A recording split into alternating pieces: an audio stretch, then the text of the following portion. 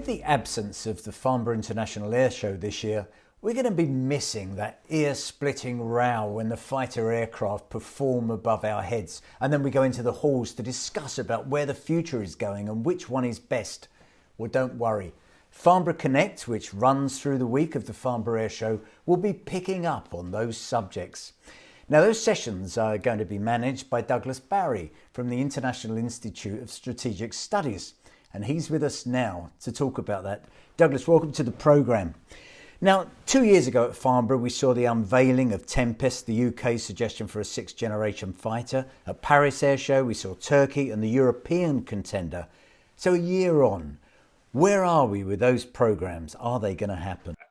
And it's a fascinating question. I mean, if you'd asked me that 12 months ago, I'd probably have offered a slightly different answer in terms of the mix, how things might play out, how things might happen.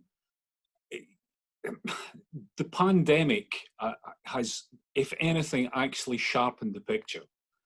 Simply because now, with the commercial aerospace sector having such a hard time, there is perhaps added pressure on governments to look to the defence sector to bolster the whole industry. We've seen kind of suggestions of that certainly coming out of France and Germany, less indications so far in the UK. In terms of the programmes themselves, obviously the two contenders, shall we say for the moment, the Franco-German effort with the Spaniards in tow, the UK Team Tempest with Italy and the Swedes. And then you've also got, as an added runner and rider, Turkey, which has aspirations in this area as well. My caveat in all of this is that we're both old enough to remember the first time these kinds of issues came up. We're skipping a generation. People want to talk about the sixth gen. I have a kind of vague reservations about generations in general, probably because I'm getting too old. But if you go back to the fourth generation, where you had, in the end, 3 combat aircraft emerge. So you had the Swedes who went alone with Gripen, and then you had the French with Rafale, and you had a 4-nation Eurofighter consortium. At various points in the 70s, there were discussions in all sorts of directions. There were, two national teams, 3 countries involved, 4 countries involved, eventually 5 countries involved, because you've got to remember that the French at one point were part of the European Fighter Aircraft Consortium. That all unravelled in 1985, but it took about a decade to get to that point. Now, we're probably not going to take a decade to see how the European picture shapes up completely. But if I was a betting person, I would probably put money on the fact that the kinds of national structures and industrial consortia that we see today may well not be the final constructs that actually go ahead and produce combat aircraft. Is that because you think it's the manufacturers, if you like, not being like that, or is it because of national stuff happening? Do you think there's a point where actually you don't need 3 contenders, one could do it? You've got 3 things in play, 2 of which are probably reconcilable, and one of which is probably the most difficult to reconcile. And the last one is the hardest, and that's kind of national ego, national aspirations. In terms of industry, I think probably industry could configure itself, and there's arguably still a need for further consolidation. How that occurs is anybody's guess.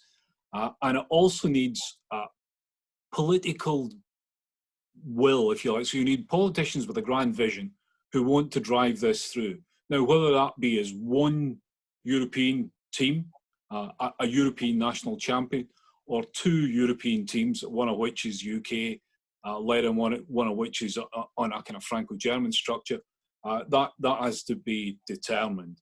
But the will has to be there, and the willingness to support industry through some pretty difficult times.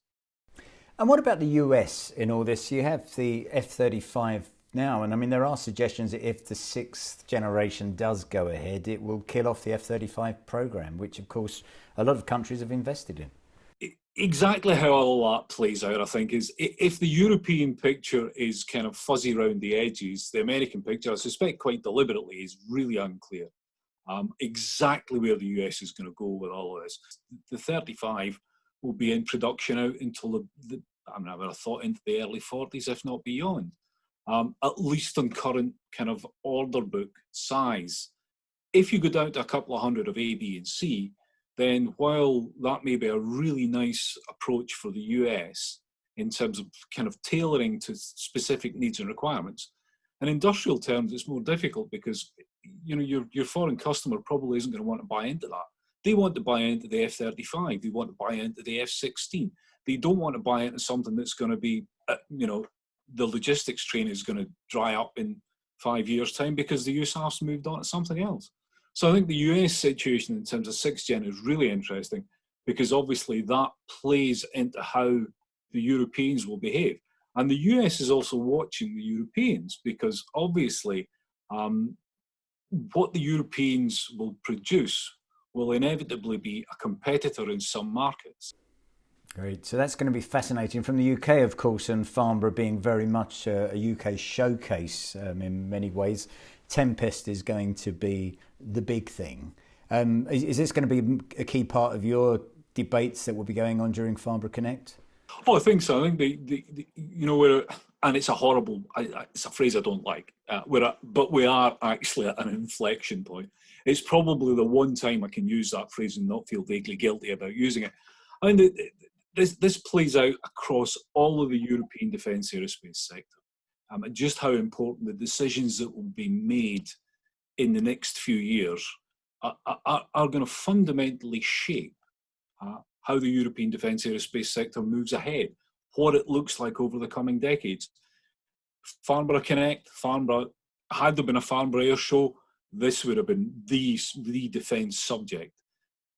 Obviously, no air show because of the pandemic, so you have a number of different issues. At the heart of the defence debate in the UK and in Europe, in terms of the aerospace sector, is what the next generation of combat aircraft look like, which teams are going to build them, and who's going to be involved nationally. So I'm very much looking forward to seeing those panels that you're running, and I think the debate's going to go on. So Douglas, thank you very, very much for joining us on the FIM programme. My pleasure, Alan. Thank you.